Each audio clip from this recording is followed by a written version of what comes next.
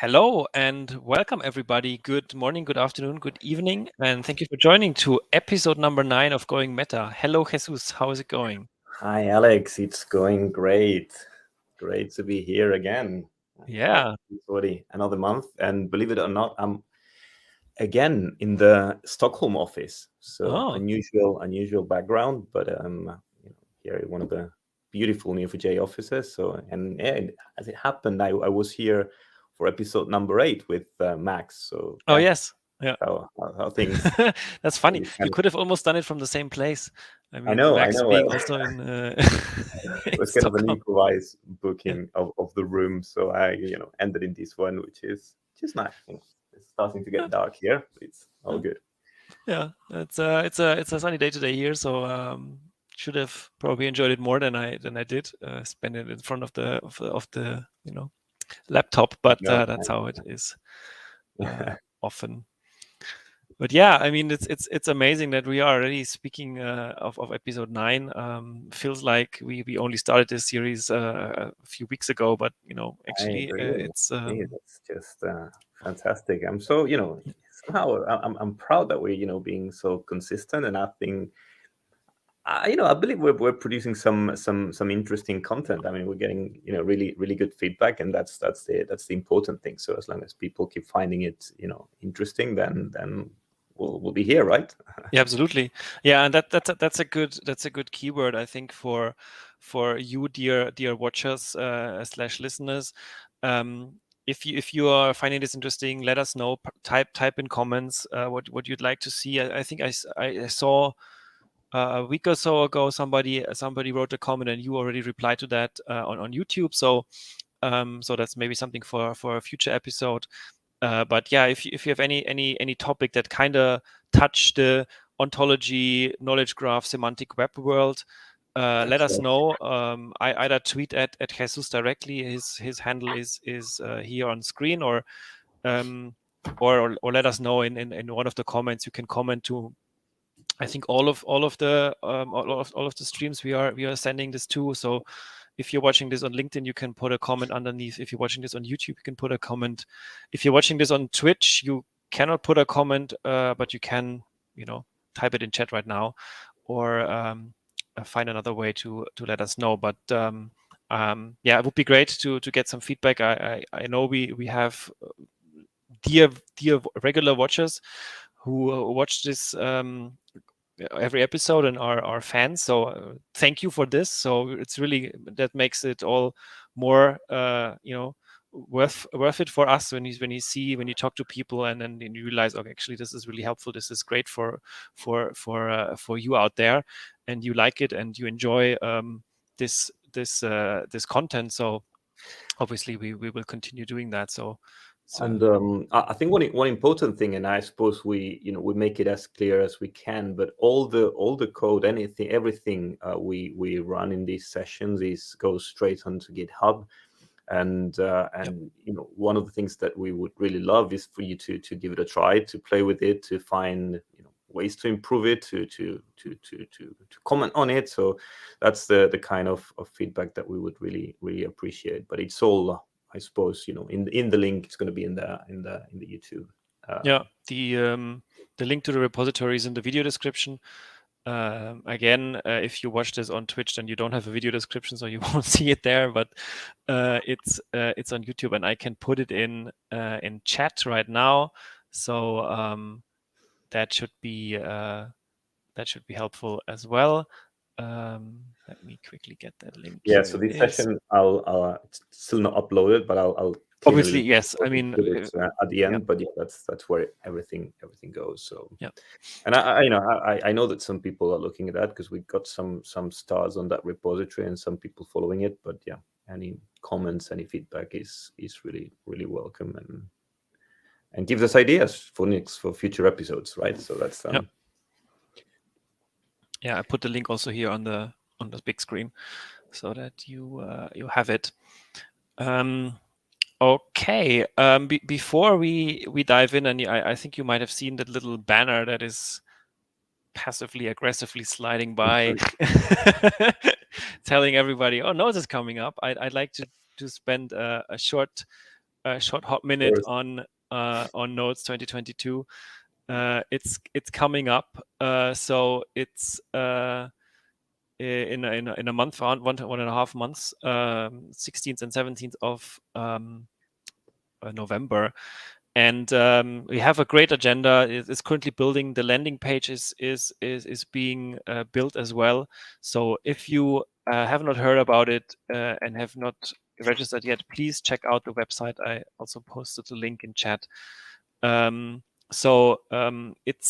It's going to be a great event. Lots of sessions. Interesting. What we do this year differently than what we did before is it's more or less like a live stream, 24 hours live stream. We start. We started with North America, and then we follow the sun sort of to around the globe for almost 24 hours. So I think you can watch it from wherever, and you find some content there. You can obviously stay up late or go to bed late and watch it all. But in everybody's time zone, no matter where you are based, you will find some content that is interesting and is exciting and is fun. So and for all levels as well. So we try to make an agenda that is with a couple of tracks that is diverse enough that everybody can find something interesting for them, no matter if you are a very, very early beginner or a very, very seasoned graph expert. There is something for everybody. And to lead up to Nodes, we will do a couple of workshops. So starting at the 19th of October with an intro to Neo4j session, so very beginner friendly. We do 5 different workshops. All of the details are on the website, on the Neo4j Nodes website.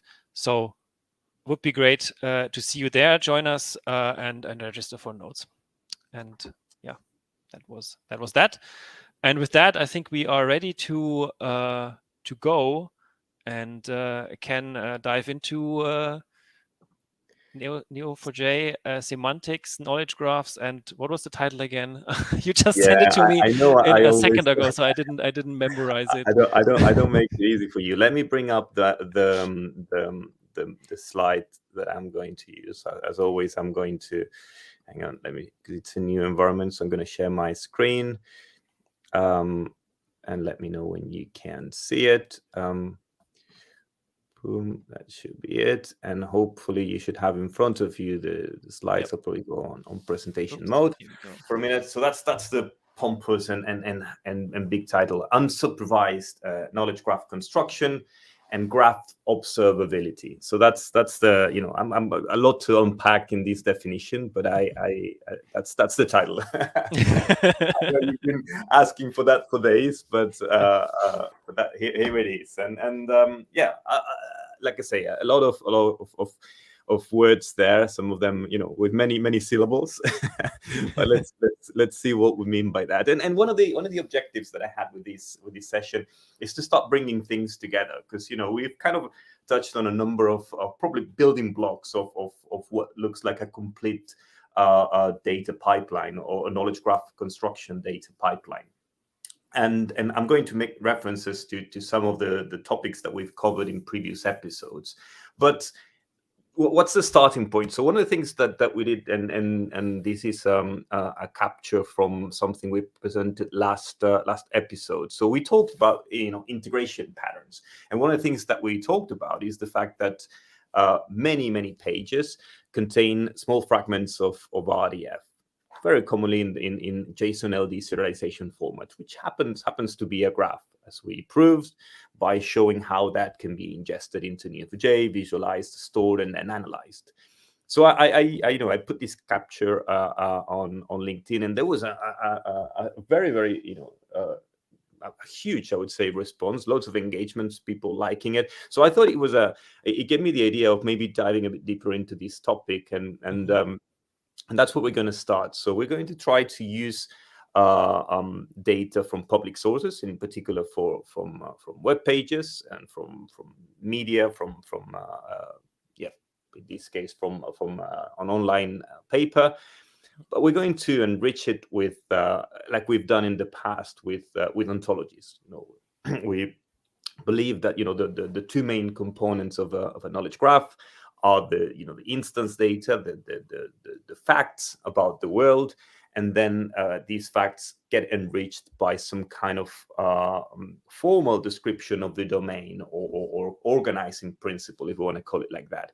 And one good source of entities and descriptions and taxonomies, if you want, is Wikidata. And we've used that in the past as well. So I thought, I would combine the two, but I would construct a full complete data pipeline for the construction of a knowledge graph. Now, why the word unsupervised? We're going to see that in a minute.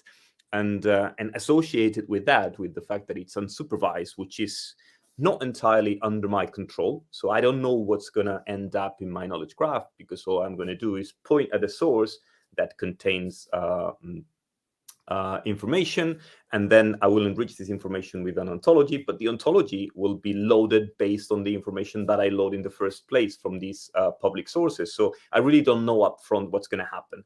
And when we're in such a kind of uncontrolled, in a way, or unsupervised, and I know that this word can bring some ambiguity, with some unsupervised and supervised models in machine learning and in data science, but I'm not going to supervise what happens, but I'm going to apply some observability principles, which I think are very, very, very important. And we're going to show what that means, because I need to know what my graph looks like when I run algorithms on it. I mean, I need to know what the quality of my data is, to put that in context. I mean, the results of my algorithms are going to be relative to the quality of the data, or at least I have to have a way of documenting that in some formal way.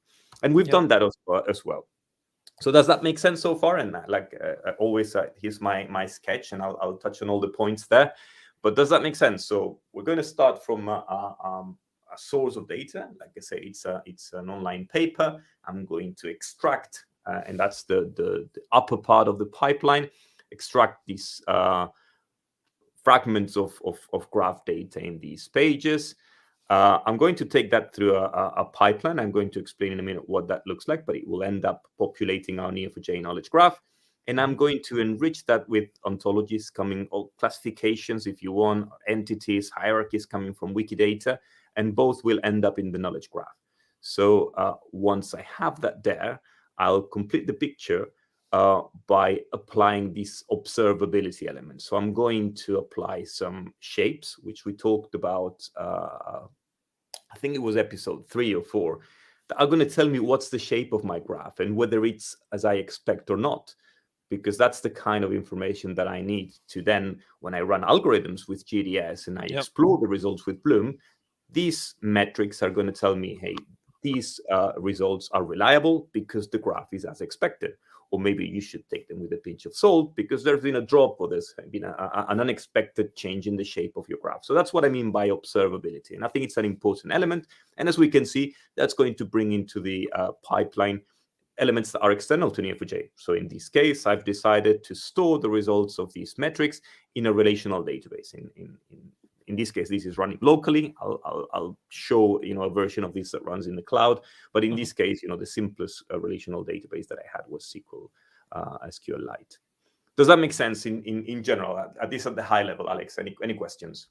That makes sense. So it's interesting. I think it's like it sounds to me, but maybe I'm wrong here. Obviously, we didn't do, if I remember correctly, I think we didn't do GDS in the past.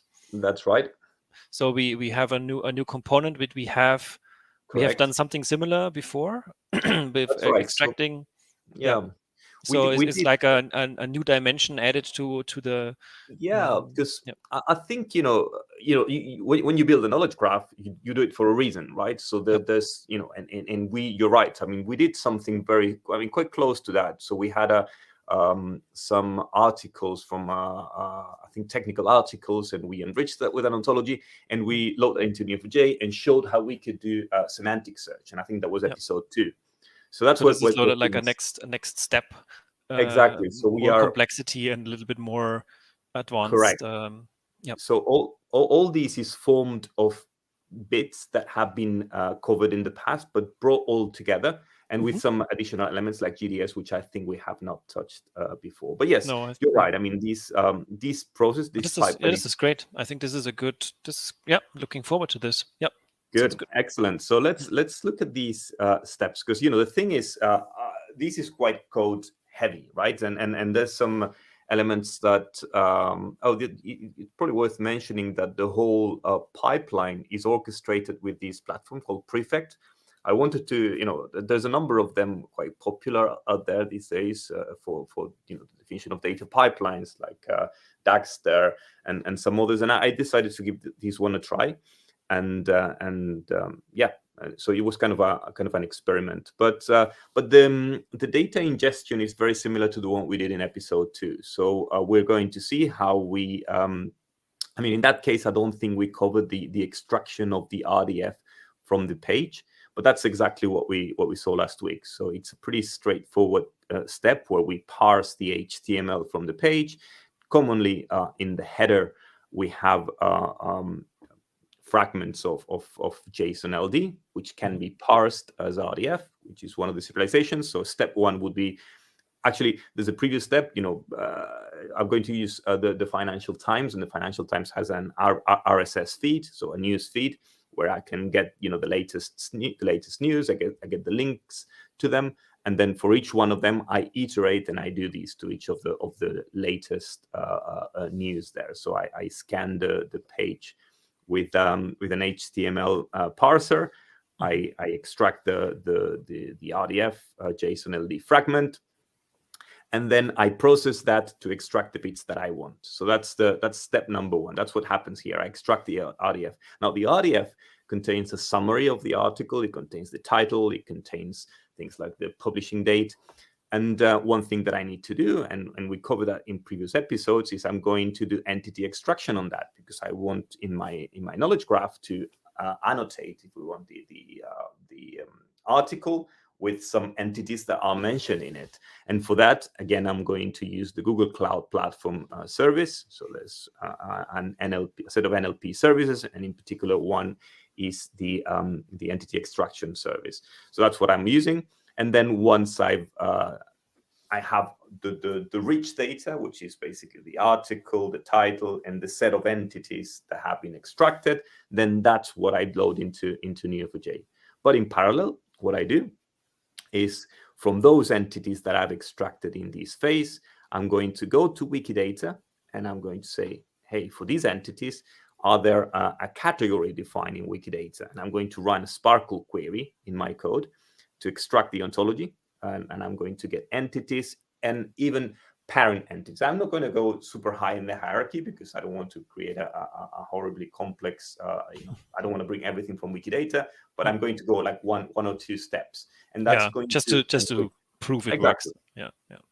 And that builds a pretty rich knowledge graph in Neo4j. So that's our starting point, right? So then on that graph, I'm going to want to figure out whether the quality of the graph is good, and I'm going to use shackle shapes, which is something that I think we covered in episode 4 or something like that. You can go to the index, and I was a bit disappointed that it didn't have the same level of interest. I mean, I don't know if interest is measured in the number of views in YouTube, but I think it's an extremely important component, because sometimes we don't pay attention to that element, right? To this observability on data, and I think that's critical, because we tend to go very quickly to visualization, to algorithms, but we have to have a way of measuring the quality of our data. And if given that this pipeline, we're going to see that with the orchestrator platform, we're going to run it incrementally and many times as new news arrived, this graph is going to be in constant evolution. I mean, basically it's going to be growing, because I have not implemented any pruning for all data, but it's going to be growing. And let's say, I don't know, for whatever reason, this pipeline brings in data in a shape that I'm not expecting. I want these metrics to detect it and to give me a warning, and to give me the context, at least to like I was saying before, to be able to make sense of my analytics there. So that's the rationale behind it. And now, it's let me show you the code. And because this is it's all implemented in Python, so I'm going to actually, probably before I go into the code, I'm going to show what these orchestration platforms view of the execution looks like. So I'm going to stop these slides. And here's a summary of. I've run it gives it, every time you execute it, it gives it funny names. So the last one was Fanatic Armadillo. There you go. That's cool. But basically, this is an execution of this flow. It's this platform prefect calls it a flow, and a flow is like a pipeline, the pipeline that I've defined. And if I click on it, it will show me all the steps that were executed, and that's pretty cool. And there's a very interesting representation that I'm still trying to make sense of. And there's an article that I was reading where they explain it, and I Okay. invite you to go there. But it's kind of a sort of a time and representation of the pipeline. Because if you look what's happening here, let me make it a bit smaller, but then it becomes unreadable. Is it readable there, Alex? So, It is, yeah, maybe, yes, yeah, this is perfect. Yeah. but this is the flow, right? And we start the first bit is getting the entities. So we're going to see that the first task in the flow is getting the entities, and by the entities I mean the upper part of the pipeline. So the entities are the facts in my graph, and the other part would be the ontology. So this goes through the 3 steps that I mentioned: parsing the articles, getting the RDF, and running the entity extraction. So if we look at that here, we see that we get the entities here, and then followed by that we no, I'm looking at the wrong place. So we are that's what I mean. I'm trying to make sense of. It's a bit complicated, yeah. I of mean, this I think visualization. Yeah, because I think I wonder time. sometimes if people think of something cool and want to implement it no matter Yeah, what, but it is not but really. If you yeah. need a So blog post to understand your visualization, I think your visualization is too complicated. yeah, I would like to read, because sometimes I think this tries to capture a time element. So I believe there's we're getting the instance data, and then we're Yeah, writing maybe. it to the graph. Yeah. Then we hang on. Then the thing is, maybe the thing is run in parallel. I'm not entirely sure. But then was we get the new entities that have been created as a result of this first phase.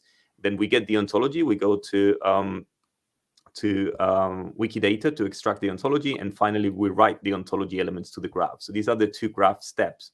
Then after that, we prune the ontology, because I think we saw that in the previous episode that a lot of the information in Wikidata is a bit redundant. So sometimes you have like multiple taxonomy paths. So we clean it a little bit in this step, and then finally we extract the metrics, which is this step down here. So we extract the metrics and populate the SQL Lite database, and finally we run the algorithms to update our knowledge graph with the graph features. So yeah, well, that's the visualization. But what matters is that there's a number of executions. There's some of the testing that I've run, and actually I can probably be a bit more granular here, because everything has been happening between I guess yesterday and today. So anyway, so Yeah, you picked the start date. There's an end date. yeah, that's the start date, that's the end date. And well, that's and for each one of them you can see the details. But anyway, that's the orchestration platform, and I think that's pretty cool. I think I have to make sense of this visualization to understand what's trying to show. It's pretty powerful, because and here's where I was going to jump to the code, and we see that that's the flow, the definition of the flow, and we see the steps that we described. So we first get the instance data, we enrich that, and that's part of this. We extract it and enrich it, and we're going to see what that looks like. Then we write it to the graph database, the result of this first phase. Then we get the new entities that have been created as a result of this first step, and we go get the ontology for those entities. So that's the code, and for each one of these we have a function that we're going to see in a minute. And then we write this ontology to the database, and we prune the ontology, like I said, then we extract the metrics, and then we run the algorithms, and then we say we're done. There you go. So it's, like I said, very, very, very straightforward. And if we look at the get instance data, like I said before, we start by going at the, let me see, we are start by calling get the links from the news feed, and we go to the Financial Times, like I say, their RSS feed, and from the RSS feed we get a sequence of links. Once we've done that, we're going to iterate over each one of them, and maybe I should make this a bit bigger to make it more readable. But for each one of them, I'm going to get the that's the links from the news feed. Then I iterate over them, and for each one of them, I get the link data, and here's where I extract. Beautiful Soup is a standard HTML parser. So I look at the header element, like I was mentioning before, and in the header, it's called the head of the HTML. There's a script component, a script tag that contains the JSON LD. So we extract that, and when we get that, we got the link data, we're going to process the link data. And this is RDF. So if it's RDF, we load it into RDF-lib, which is the standard Python, or one of the most popular Python libraries. So we parse that data as JSON LD, we put it in a graph, and then we run a query that extracts the bits that we care about, which is the body of the article, the date it was published, the headline, and that's pretty much it. There's only one per page, so that's why I limited to one, because there's no need. And we put it in a structure that passes it to the next step. So once we have that, we put it in a list and we return it, so that let me go back to, so that's how we get the instance data. And then that rich structure now has to be, get the instance data. There you go. We process the link data, which is what we just did. Okay. And oops, sorry, I'm moving backwards and forwards. And that's where we, for each one of these blocks that I just created, we're going to call the enrich item. And enriching is calling probably you'll see some even passwords here is unclean, but I'll make that probably better organized. But here's where we invoke the Google, the GCP entity extraction. So we analyze entities. That's the method that returns the response. I iterate over the entities returned, and I put that in a structure that then I'm going to end up passing to my Neo4j script. So once I have the rich data, I'm going to go and write it to the graph. And the write will look probably more familiar to the Neo4j people. So you see that it's I've built a large JSON blob with all the information, the title, the date of publishing, all the entities, etc. And then I do an unwind and iterate over that payload, and I create a very simple model which contains articles. That's again very similar to the one in episode 2. And we create nodes representing the entities, and we link the articles to the entities, indicating that this article is about that topic. And we store also the salience, which is the relative importance of that particular term in the text, and that's the value that's returned by the GCP entity extraction. I just wanted to ask, where does this value come from? This comes from the GCP calculation. Correct. Okay. So it's it not only tells you what tells you the type of entity. It gives you also the Wikidata URL. I mean, the Wikipedia that you can then link to Wikidata, but it's kind of a two-step process. And then the salience, which is the relative importance in the text. I mean, I'm not using it here, but I think it's an important piece of information, and I store it in the relationship. So when we do that, that populates the graph that we can probably take a pause here and explore. Let me bring this is Bloom. Let's go to the browser first. And this produces a graph like this one. So if I take the about relationship, we will find an article. And for the article, we might want to, instead of putting the publishing date, I can put the headline, although I might need a bigger one so that it's a bit readable. And around it, we see that this article about the UK Prime Minister. Let's make these a bit bigger. Liz Truss admits the UK trade deal with the USS is not on the agenda. So, and we look at all the entities that have been extracted as this process. So we see that all of them have a unique identifier that's been part of the extraction. And we have in the about, I've stored the salience. So probably Liz Truss, which will be one of the entities hopefully extracted. There in the top left. Yes, yeah. So probably it will be one of the most important. So it's 30%, right? It's way more important than, for example, the city of New York, which is only 0.1. So that's what the salience means, sense. and that's kind of to be expected from the title and the body of the article, which is what we use for these entity extraction. So we have this model. There was, sorry to interrupt, Keith, there was a quick question from Mehdi. Sure. Is the solution deployed in GCP?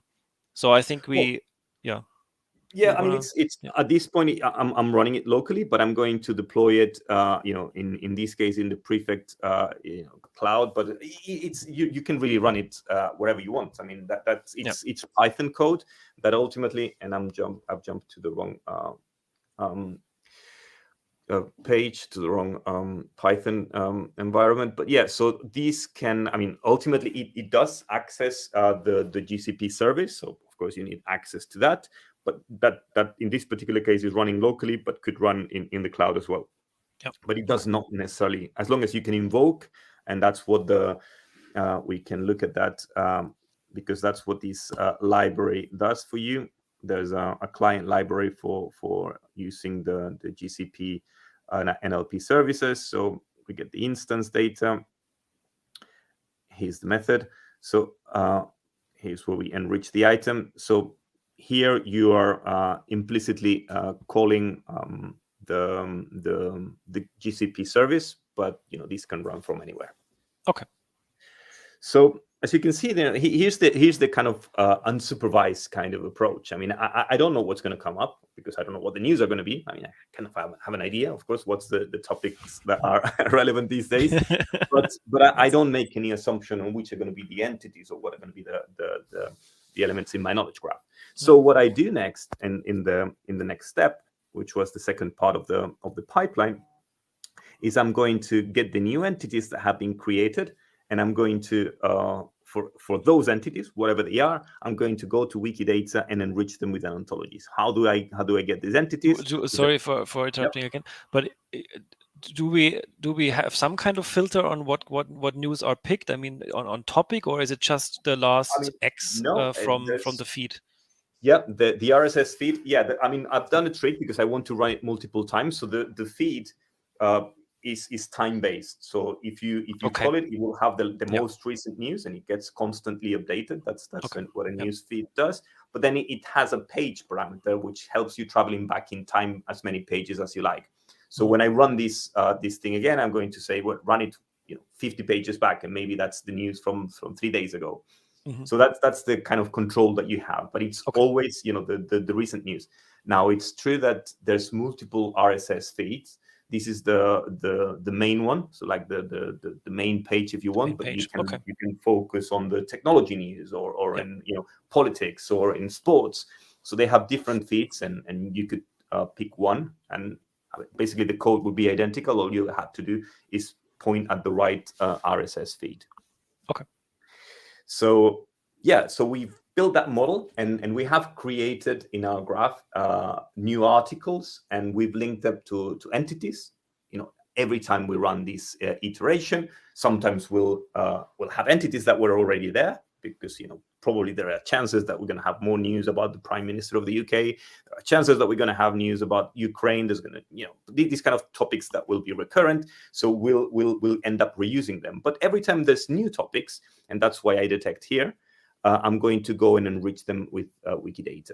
So what I do here is asking Neo, hey, is there any entity that's directly connected to an article? So I won't start from the bottom, right? That's what I'm doing here with the where. So I don't need to specify that this is an article, but we know that the about connects an article to the entity, and that is not already connected to a broader entity, because that's the bit that I'm going to bring. Broader is kind of a soft hierarchy. So you can say that I don't know, Angela Merkel back in the day is kind of a narrower term than German politics. It's not specifically a subset, in the formal sense of the word, Okay. but it's kind of a from an information It's like point from of view. going from Paris to France to European Union to Exactly. European continent Although to in that case, it might be a bit more formal, because you can formally say that this is part of, or there's kind of a real.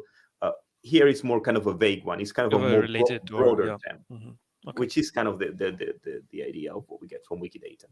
So if I find new entities that have not been connected to broader terms, then I collect them, and that's what my reduce statement does. So I collect them, and when I get these new entities, I'm going to go and get the ontology. And I have, of course, Wikidata is an RDF store, so I query with Sparkle, and I have this query that gets, the predicates in Wikidata get numeric values, so it's a bit arcane if you're not familiar with it. But essentially what I'm doing is, for the set of items that I'm passing you, the new entities, give me the type and give me the parent type. So I'm getting me the type and its label, and then for the same type, get me the parent. In other words, what I'm saying is, if I've detected that there's a new entity called London, well, this is going to return London is a city, and a city is a type of what is a city? I mean, it's a human type of settlement. Human settlement. Correct. Something like that. That's the idea. So it will bring two additional kind of concepts, if you want, in this ontology that will enrich that. So this is what that will return. I'll put it. I return it back with this get ontology, and then once I have them, I go and write them back to the graph. So if I go here, then again, a similar structure. I model everything as entities. So what I'm building is a taxonomy of entities. So I find the entity that I was starting from, and then I create the type and the parent, and I'm going to say this is broader than and broader than. And essentially what this does, if we go back to our, oh no, we have to go to the browser. So we'll see that after one iteration, we'll find probably that Liz Truss, if we expand it, we see that I've run it a couple of times, so we have a few articles already there. But we see that Liz Truss is a human, not surprising, right? Yes. So the type is human, and if we keep expanding, well, there's loads of other humans. Lots of other humans. Exactly. But what I was looking for, and maybe I could probably try to find a query that does that. So what I do is I'll find something like an entity that's broader than, and probably it will be 2 steps away, and we put it in a path or a tree, and if we limit it to 1, there you go. So got her. So human happens to be a subclass of a mammal. Maybe we don't have much. I don't know if the others have. We can get a few more, but because that's in our context, it's probably not super interesting knowing that Liz Truss is a mammal. I mean, but from that's what I mean with the unsupervised elements. I really don't know what's going to come out of these. So let's get another one. We've got 3. We see that it's a mammal, a Homo sapiens, and an omnivore. So anyway, there you go. So that, but you would have something similar for cities, for organization, for companies, and so on and so forth. So that's the kind of knowledge graph that we're building. And every iteration, and I'm going to kick off a new one as we speak. And I'm still, very much in development mode. And I've gone back again to the wrong Python. Here we are. I'm going to. The first run, I did 57 page back. Let's do 55 pages back, and we run it one more time, and let it run. And while it runs, I'll comment. We'll see all the logging that the orchestration platform produces, and we'll see another execution going on. So we'll see very briefly popping up here a new. There you go. So that's the new one, Sirius Coel, and it's running at the moment. So we'll see how it ends. But so this is going to bring more news. The news are going to be linked to entities. The entities are going to be enriched with this taxonomy, and we'll keep building the graph on and on. But so basically, this is iterating again. But after we've done the ontology, we're going to do the pruning step. That's a very quick one. Just show the query, because that's one that we also do in other episodes. But essentially, if we have broader than shortcut. So if we have something like we saw before that Liz Truss was a human and a human is a mammal, if we also had that Liz Truss is a mammal, I don't want that link because I can derive it from the indirect fact. So that's what I do. I remove the shortcuts, and that cleans my graph a little bit, right? Because otherwise it becomes a bit too messy. Right. So once we do that, the next step is going to be prune the graph. Yeah, We're going to it's a extract question in chat on the return reduce function. Sam wants to know if we could explain the reduce bit and how that works. And I asked which reduce bit he meant, and he said there was a return reduce. Reduce. Maybe in the brackets. Reduce, was it here? Results. I'm not sure. I didn't spot it, so I. Oh, reduce. There you go. That's yeah. Of course, yeah. We can do that. Let's here we go. There it is. Yeah. So reduce is a function in Cypher. So we can have a quick look at that. Actually, I keep going to the wrong place. So let's say we have a query that returns a collection, right? So actually, I'm going to do it manually. Let's say we have some articles. We have an article, and I don't know. We can with n. We are going to build a list, for example. Let's look for articles that are about stress. Since we're talking about her, why not? So articles that are about her. So that would be an entity. And we are going to identify it with the URL.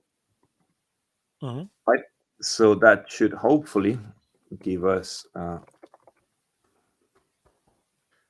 if we return this, instead of returning what I'm going to put the headline. There you go. So we have a bunch of them, 6 articles that are about her. Yep. So, and we see that it's interesting that sometimes she's not even mentioned in the title, but it will be somewhere in the text of the article. So, okay. So let's say we want to, I don't know, we want to, for example, build a comma-separated list. Instead of returning all the records, I want to put these on a comma-separated string. That's maybe a bit of a weird thing, but this is what the reduce function does. So if we can do a collection that builds an array. So we have the articles in a collection. I can show what that looks like. This is now a collection, as you can see with the square brackets. It's a comma-separated set of strings. But let's say I want to reduce them. I mean, it's kind of the reduces in MapReduce. I want to reduce them to a single final value. That's probably the concatenation of all of them, right? So I can do reduce, and I initialize the result. A little bit like a count. Yeah, almost. I mean, you can do a count, you could do a concat. I mean, let's say I want to pick the first few characters of each. And then I'm going to say for each element in the list, what I'm going to do is I'm going to take some string of that string. Let's take the first, I don't know if that's good syntax, 0 to 3, the first 3 letters. And I'm going to append that to result. Doing is absolutely weird, but it's just an example of use. So if I've made no mistakes, and I have, it's plus equal accumulator is substring x. What is it not liking? Invalid input. So x in articles, then substring of that. Did I do wrong? Let's see. Again, I'm going to. So it's str x in that, str plus that. So Why does it not like it? So result plus equals substring invalid input. So well, let's just take the X and see if it likes it. X in articles. Is that the notation, or am I doing something wrong? Plus, there's no equal, silly me. Yep, sorry about that. So there's I was using probably some Java style. There you go. So now it's concatenating, and now I could do substring. So if we go from 0 to 3, that will be the, I don't know, and of course I've broken it, substring.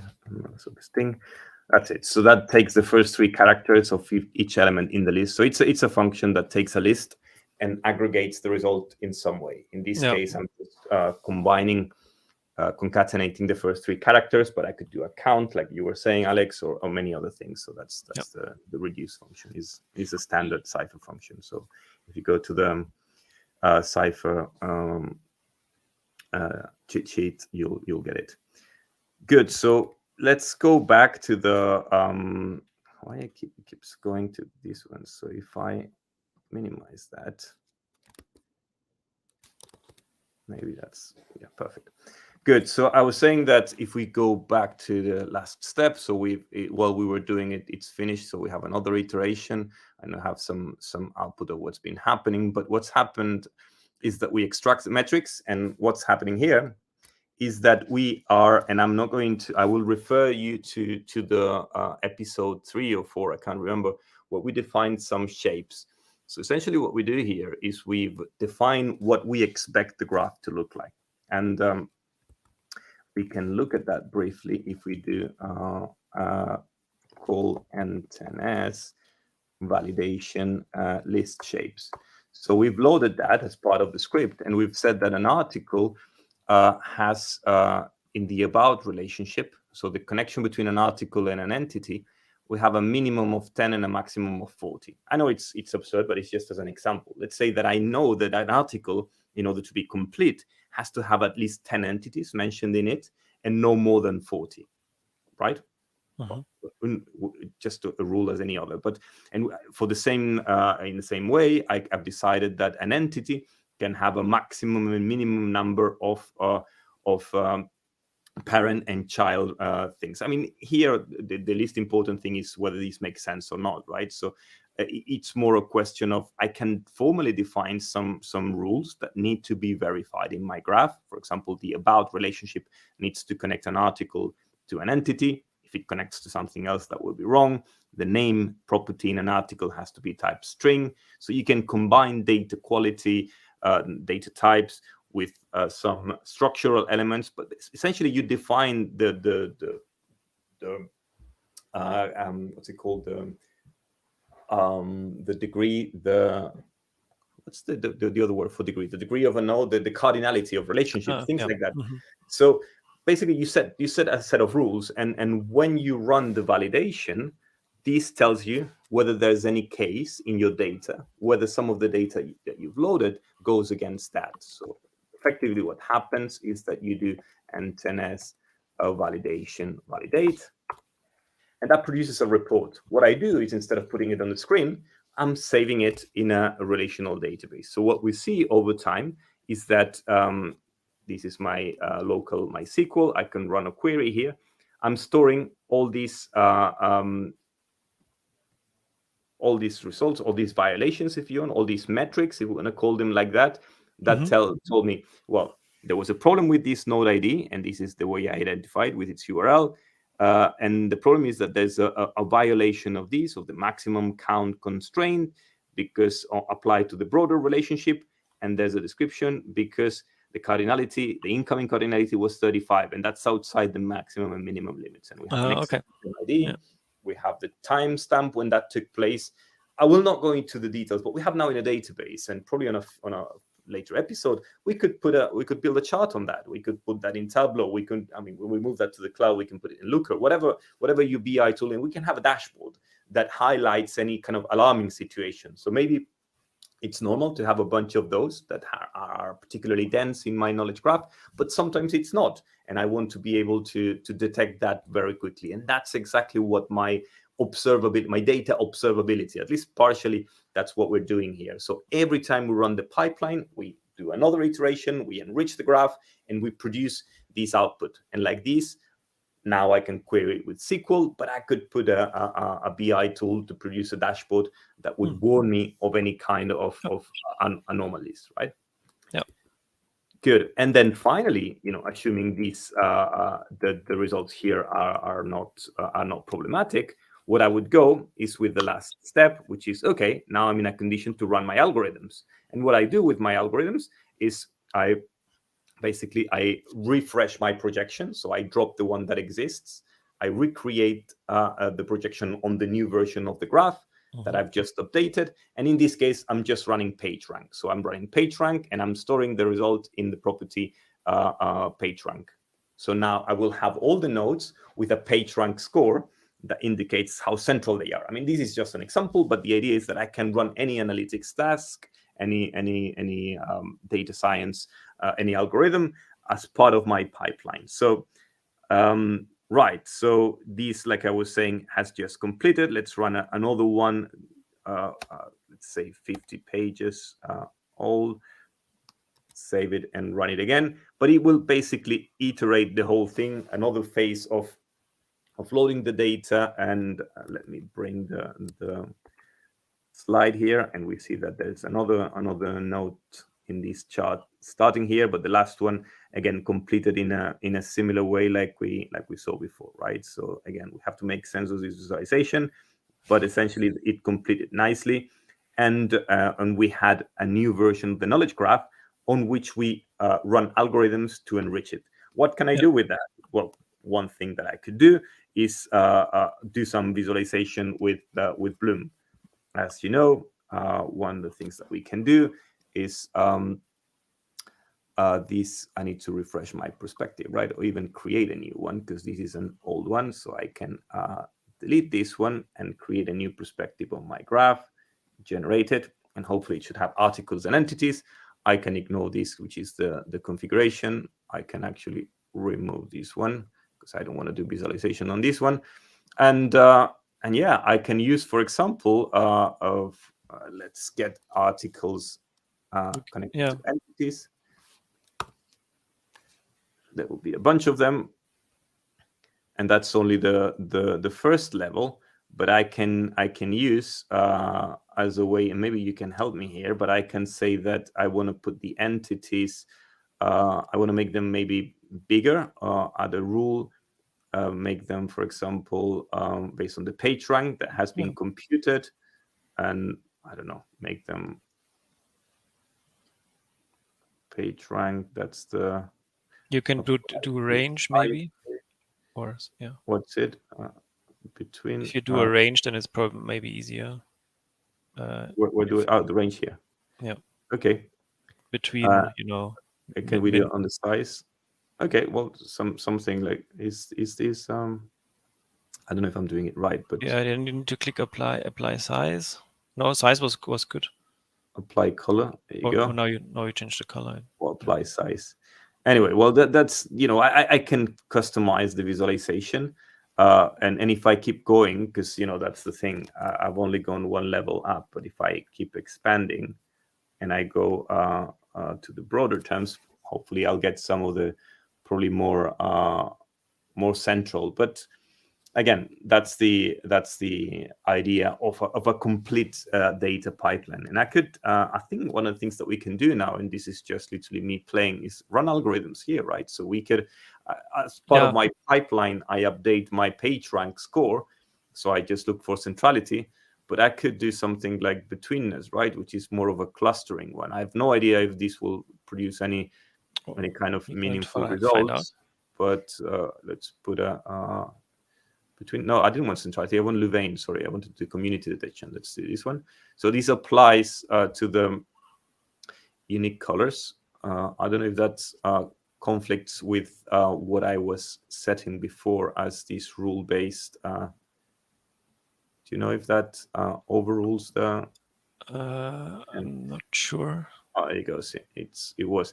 So I don't know. Maybe I would need to analyze. It looks a bit mixed, but we have entities that are bluish, which is local internet registry. That's the kind of thing that I was mentioning before. I had in principle no idea what's in my graph. So research university. So these are topics that have been either extracted or derived from the articles that I was building. So now, I mean, probably this visualization, like I was saying, it's probably not super useful, but it shows how we can run algorithms on the fly on the data through Bloom. But we now have some structural features enriching our data. So we have the PageRank score, which is something that we can use to run machine learning on our data and use that data either within or downstream. So I'm going to take a pause here and see if the whole thing makes sense and if we have any questions. But I hope that gives an idea of the what we've done and how this forms a complete pipeline. And the results that it produces. Maybe that, like I was saying, it would have made sense to, but in the interest of time, I think we're gonna stop it here. Put some dashboard on top of the relational data that we've extracted. But you see here many of the elements that we've been talking about over the last few sessions. Yeah. And maybe dashboarding is an idea for one of the future episodes. We could even maybe invite Niels. Absolutely. And have a Neo Dash on top of it and see what we can do here. Maybe that's an idea for the future. But yeah, I think that was very interesting to see it come together now a little bit, because we like we said in the beginning, we touched upon most of these in previous episodes. We did some we did some bits and pieces around this, but now this is like a story, that's kind of a more realistic type of complete pipeline, right? And pipeline. That brings all the elements together. So that was it for today. So if there are no other questions, I guess like mentioned before, all this code will go on GitHub. So please give it a try. Maybe try with other sources of data or the media publishers or whatever. Yeah. And try to see what this produces and how you can use it. Exactly. Let us know when you try it. Maybe share a screenshot with us. Share some feedback. Share some. So maybe you have your own data, maybe your favorite newspaper or your favorite blog, and you analyze it like this, or you have your own website you could analyze with this, and then you have some findings maybe that could be interesting. Maybe it's more revolutionary than Liz Truss is a human and a mammal, but yeah, absolutely. No, I'm sure there are more insightful outcomes, but here of course the objective was this wasn't the point, right? I mean, the mechanics of the creation of the pipeline, and how this is entirely generic, and probably a second part, and maybe that's worth maybe a data analysis session on how do we explore that graph, what did we get out of that, how could we use that, and of course we touched on semantic search, which would be one of the obvious I just want to say there's many others. Combining this with even some kind of recommendation, we have calculated a page rank within the articles, but we also have calculated the importance or the frequent words per article. So we kind of have a double, what is most important in one article, and what are the most important articles amongst the huge flood of articles that there are. You could even, I could easily say, okay, you click on one because these other articles are also talking about this, and also talking about this in terms of content, also talking about this in terms of topics, and then you have a double. I wonder if this clustering algorithm yields something meaningful from the point of view of recommendation as well. We've seen how clusters are formed. Maybe these are some kind of co-occurrence base, maybe that also kind of hides or surfaces some kind of similarity of some sort that could be potentially useful for recommendation as well, because you're reading this, you might or want an analysis, exactly. So you see where the articles are and what they talk about and other things. Yeah, I think that's interesting. We have a think about this. If episode 10 will be more like a 9b, and when we expand upon I'm these very findings. keen on exploring and diving a bit deeper on the observability part, because I think that brings, I mean, it's a critical element, and if you look at the modern data stack and the people who are doing similar things but with relational databases, with DBT, Snowflake and all these sort of things, they put a lot of emphasis on the metrics layer, as they call it, the semantic layer. They want to make sure and the observability on that. I mean, they want to understand what the data looks like, whether the quality is the expected one, and they want to be notified if there's a data downtime, if there's some data problem that would invalidate the results of whatever comes downstream. So that's an important topic, and I think it's definitely worth more of our time. So maybe it's one idea. I don't know if the next one or one of the future ones, but it's exactly one of the future ones maybe. Sounds to me also like a good idea. We'll see when it fits in. If you are interested in this, let us know. Obviously, this will make the decision for us easier. If people say, hey, this would be great to see, then we have another reason to do it. Yeah, I think with that we can close this session. I have only one advertisement to squeeze in before we close. Thursday, this week, Thursday, 6th of October, same time. We do another Neo4j Live, this time with a guest, Diogo Viana, and we have the topic the visualization of a cryptocurrency network. This is Ethereum Network Explorer. So looking forward to this cool topic. Should be interesting and fun. Join me then. Yeah. Until then, have a good rest of your week. Stay safe and see you soon. And thank you very much, Jesus, for participating. Thanks, Alex. Today. See you next month. Yes, see you next month. Exactly. Take care. Bye-bye. Bye-bye.